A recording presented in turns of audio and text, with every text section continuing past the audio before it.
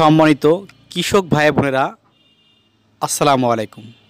বিসমিল্লাহ কৃষি TV YouTube channel পক্ষ থেকে সবাইকে জানাচ্ছি শুভেচ্ছা, অভিনন্দন ও মরিচ চাষ নিয়ে আলোচনা ভিডিও।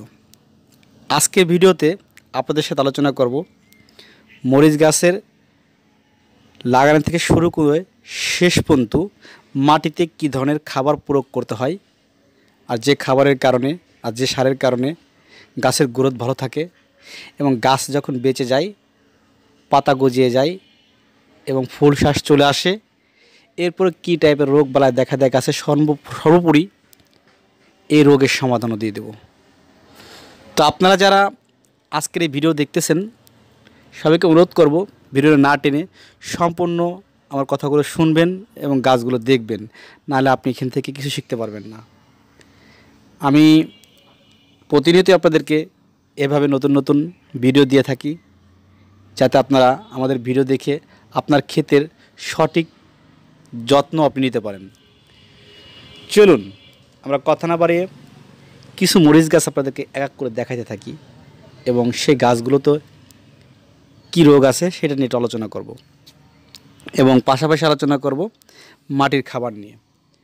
সর্বপ্রথম আমরা যেটা আলোচনা করব মাটির খাবার নিয়ে, আমরা যখনই বাজার থেকে মরিচ গাছের চারা ক্রয় করে বাড়িতে নিয়ে আসব, অথবা নিজে থলি করে অথবা জায়গা করে চারা রূপায়ণ করব, সেই গাছটা যখন লাগানোর মতো সাইজ হয়ে যাবে একটা সময়, সেই সময় তার 10 থেকে 5 দিন আগে আমরা ক্ষেতটা চাষ দিয়ে দেব।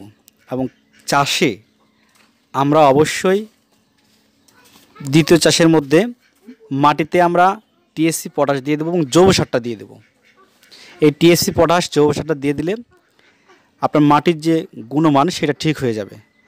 এরপরে আমরা পিলি বেঁধে বেঁধে প্রত্যেকটা গাছ যেভাবে দেখতে পারতেছেন এতটুকু ফাঁকা ফাঁকা করে আমরা লাগিয়ে দেব। লাগিয়ে দেওয়ার পরে আমরা লাগিয়ে দিয়ে সেচ দিয়ে বাড়ি চলে আসবো এবং পারলে ওই সময় আমরা মাটির বাহিত কিছু ছত্রাকনাশক ওষুধ দিয়ে দেব এবং পারলে আমরা কীটনাশক দানাদার দিয়ে দেবো। তা না হলে আমরা বর্তমান লাল কেসে ঘুকের পোক মারার জন্য তরল ধরনের কিছু ওষুধ পাওয়া যায়, ওটা আমরা সাথে সাথে দিয়ে দেব। এটা ছিল আমাদের মাটির খাবার নিয়ে আলোচনা কথা। এরপরে যখন আমরা মাটিতে গাছ পুঁতে সেচ দিয়ে বাড়ি চলে আসবো, 7 থেকে 8 দিন পরে গাছ বেঁচে যাবে এবং দেখবেন কিছু গাছ মারাও যাবে। তখন আমাদের নতুন করে গুছি দিতে হয়, দ্বিতীয় করে গাড়তে হয় এবং গুছি দিতে হয়।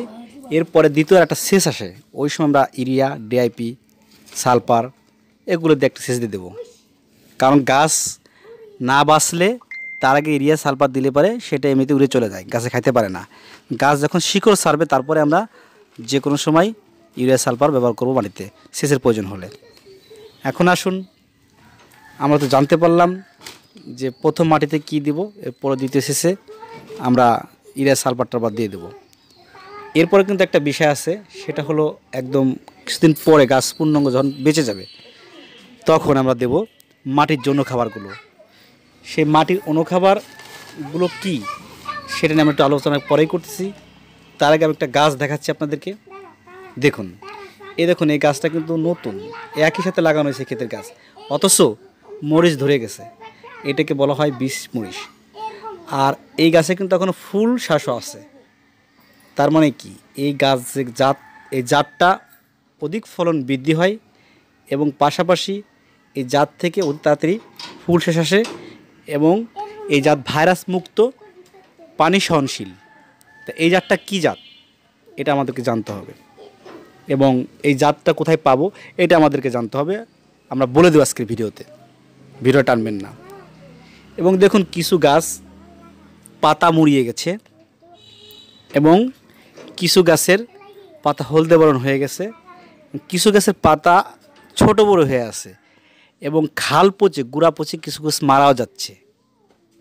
তো এরও তো একটা সমাধান থাকার দরকার, তাই না? আমরা সেই সমাধানটা আজকে আপনাদেরকে দিয়ে দেবো।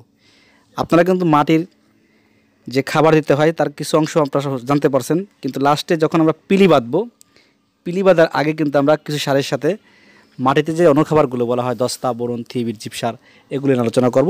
ধৈর্য সহকারে ভিডিওটা দেখতে থাকুন। এই দেখুন একটা গাছ দেখাচ্ছি। এই গাছের মূল যে পাতাগুলো, মূল কাণ্ড পাতাগুলো, ওটা কিন্তু কুঁকড়ায় গেছে। এই কুঁকড়িয়ে যাওয়ার কারণে গাছ থেকে ফুল শ্বাস ঝরে যায়, এবং কুঁকড়িয়ে যাওয়ার কারণে গাছের পাতার গ্রোথ কমে যায়, এবং কুঁকড়িয়ে যাওয়ার কারণে পাতাগুলো আপনার অটোমেটিকলি পরে হলদে হয়ে ঝরে পড়ে যায়। এটা হয় হলো মাকড় নাশকের জন্যে, এবং কিছু অ্যাসিস জ্যাসিস পোকার কারণে। কিছু রাত্রেবেলা যেসব পোকা আসে, যেগুলো দিনে আসে না, বা অনেক সময় দিনের বেলা যে পোকাগুলো কাছে থাকে সেগুলো খালি চোখে দেখা যায় না, বিভিন্ন টাইপের নাম বলা হয়, আমরা কৃষক ভাই বোন অনেক সময় বুঝি না। তো এই সমস্ত পোকের জন্যে এবং মাকড়ের জন্যে এই পাতাগুলো কুঁকড়িয়ে যায়। আর এটা সিমটম আছে, এই সিমটম দেখে চিনতে হবে এটা কোন কারণে পাতাটা কোন দিকে মুড়াচ্ছে, উপরের দিকে না নিচের দিকে, নাকি পাতা থুবড়ে গেছে। এর পাশাপাশি আমরা কিন্তু কিছু ভালো গাছ আপনাদেরকে দেখাচ্ছি, এবং শ্বাস ফুল আসছে সেগুলো দেখাচ্ছি। গাছের বয়স যে অনেক বেশি তা না। এই সমস্যা থেকে বাঁচার জন্যে, খাল পচন রোগ, পাতা মরার রোগ এবং সকল পোকা থেকে বাঁচার জন্যে, এবং গাছ যাতে সুস্থ থাকে, পচন না আসে, কাণ্ড পচন, নেক পচন, মরিচে পচে খুলে পড়ে না যায়, এবং অনেক সময় লেদা পোক, সেনা পোকে মরিচ ফুটে করে ফেলে, সর্বোপরি সকল সমস্যা থেকে ভালো গাছ এবং এই ধরনের সমস্যাওয়ালা গাছ থেকে সঠিক ট্রিটমেন্টে আমরা কি ঔষধ ব্যবহার করব সেটা আজকে আমরা মুখে বলে দেবো, স্ক্রিনে ছবিও দিয়ে দেবো। দেখুন, দুই পাশে দুটা গাছ খুব সুন্দর। মাঝের গাছটা দেখতে পাচ্ছেন একদম কুঁকড়িয়ে গেছে, যার অবস্থা খুবই খারাপ। এই গাছটা এতটা কুঁকড়ানোর কারণ কি? এটা অনেক সময় বলে আমার ক্ষেত্রে পোক নাই। আরে ভাই, পোক তো চোখে দেখা যায় না, বিভিন্ন টাইপের পোকা হয়, যে পোকাগুলো আপনি খালি চোখে দেখতেই পারবেন না। এর থেকে বাঁচার জন্য কী টাইপের সঠিক ওষুধ, এটা আপনাকে জানতে হবে। তো এই সমস্যা থেকে বের হওয়ার জন্যে, আর পাতা মোড়ানো থেকে বের হওয়ার জন্যে, পছন্দ থেকে বের হওয়ার জন্যে, খাল পছন্দ থেকে বের হওয়ার জন্যে, সর্বোপরি যে কথাগুলো আমি এতক্ষণ বলে আসলাম, সব কিছু থেকে বের হওয়ার জন্য আমাদের কী ওষুধ প্রয়োগ করার দরকার এটা আমি একটু বলে দিচ্ছি এবং স্ক্রিন ছবি দিয়ে দিচ্ছি। চলুন, আমরা এই সময় 4টা ওষুধ স্প্রে করব। আমি ওষুধের নাম বলে দিচ্ছি, স্ক্রিন ছবি দিচ্ছি। প্রথম হলো টক্সিমাইড, তার সঙ্গে যাবে লিভা, এবং এর সঙ্গে যাবে আপনার টাইকোজেব, এর সাথে যাবে আপনার কপার ব্লু। তারপর কী জানতে পারলাম? 4টে ওষুধ এবং 5টা ওষুধ মনে হচ্ছে আমার। টাইকোজেব, স্ক্রিনে ছবি আছে, লিভা, টক্সিমাইড, কপার ব্লু। তাহলে আমরা এই 4টে ওষুধ দিয়ে একসাথে স্প্রে করলে আমরা এই সমস্যা থেকে সঠিকভাবে মুক্তি পাবো। আমাদের গাছের কোনো সমস্যা আসবে না, গাছে অধিক ফুল শ্বাস আসবে, গাছ সবুজ সতেজ থাকবে। আমি আপনাদেরকে সাজেস্ট করতেছি এবং সঠিকভাবে গ্যারান্টি দিচ্ছি। এখন আসুন, আমরা অনেক সময় দেখি, যে কথা বলতেছিলাম, যে মাটির অনুখাবারটা কী। এক পাখি জমি অনেকে 30% বলে, অনেকে 25ও বলে, অনেকে 33ও বলে। তোমার 30% জমিতে যখন এভাবে পিলি বাঁধবো, এই পিলি বাঁধার আগে 2 কেজি দস্তা ব্যবহার করবো আমরা।